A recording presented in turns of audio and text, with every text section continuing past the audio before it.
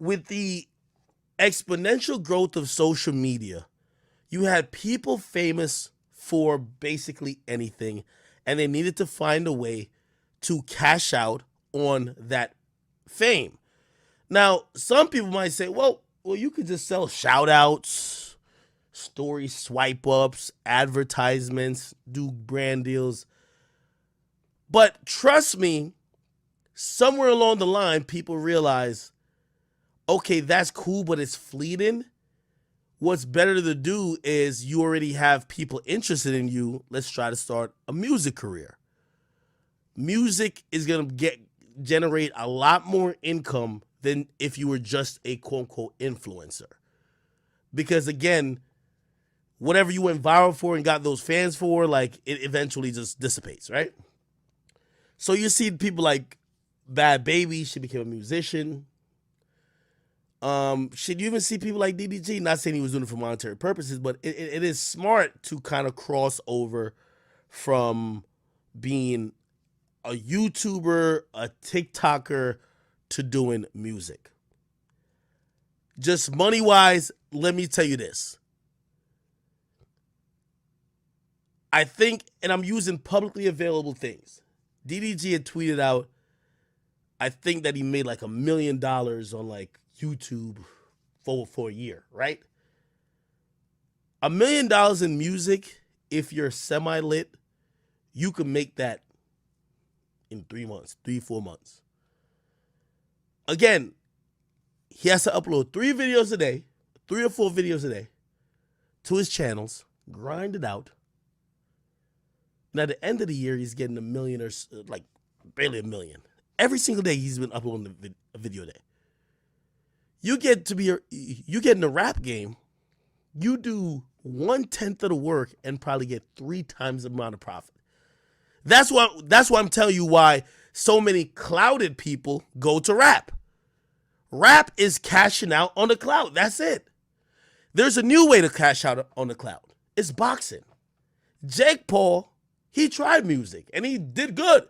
He got a platinum plaque from a song that was kind of, a lot of people say bad, but truth be told, it did a lot of views. Everyday Bro. He did songs with Gucci Mane. From what I heard, he paid Gucci Mane a hefty fee to do that. He was really trying that music. He hired teams on teams, and he was really trying to get this going on. And by the way, I still hear he puts out music. Here's the thing. Jake Paul has never seen as much money as he's seen with boxing. Boxing is the new way that a lot of people are running to cash out on fame, success, and clout. Jake Paul tweeted out that the fight with him and Ben Askren, which I'll speak about a little bit more in depth, nigga was a stiff. Ben Askren? If you saw, the dude walked in the ring with like he had a mini roll. Nigga, I got the same thing. The nigga body type wasn't that much different than mine. He walked into a boxing ring with that body when he should have been training for the last 3 to 6 months. He looked like a math teacher. Got knocked out the first round. And by the way, after he got knocked out, the nigga was all smiles, not one tear. He was happy. You know why? He knew what it was. Catch that quick L. You get $500,000 for 30 seconds, or no, it was 1 minute and 18 seconds of work, and people keep going.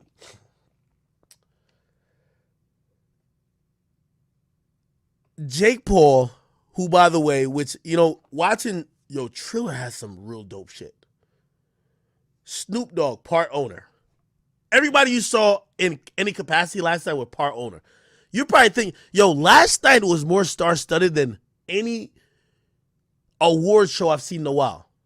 You got Snoop Dogg hosting. Ric Flair shows up. Justin Bieber performs. You got all type of other performers that are lit. You have just people all over the place. You have motherfucking, was it Pete Davidson? The people you're seeing, 85 or probably 90% of them, they own part of Triller. Triller did the dopest thing. Something that Clubhouse should probably think about doing. Strategic partners with celebrities who make your shit lit. Snoop don't gotta tell them, oh, give me $1 million to host the shit. Snoop owns part of Triller. Jake will only ever fight on Triller. Drake owns parts of Triller. This is facts. 21 owns parts of Triller. 21 Savage. Lil Wayne owns parts of Triller. There's so many people, like they did business with the creators who could make shit lit, something that most companies don't do. So that's why last night, if you watch it, they had all types of shit going on. Like, I seen people criticizing it. I thought it was entertaining. Bro, you saw Justin Bieber was treating it like it was his concert. You had Doja Cat. You had Sweetie. You had Too Short. You had E40. You had Snoop Dogg. You had actors. You had wrestlers. You had everybody. And they probably had to pay little to no money because everybody has an incentive to show up because you own part of the platform. These new platforms, they just take money. They don't really do strategic partners.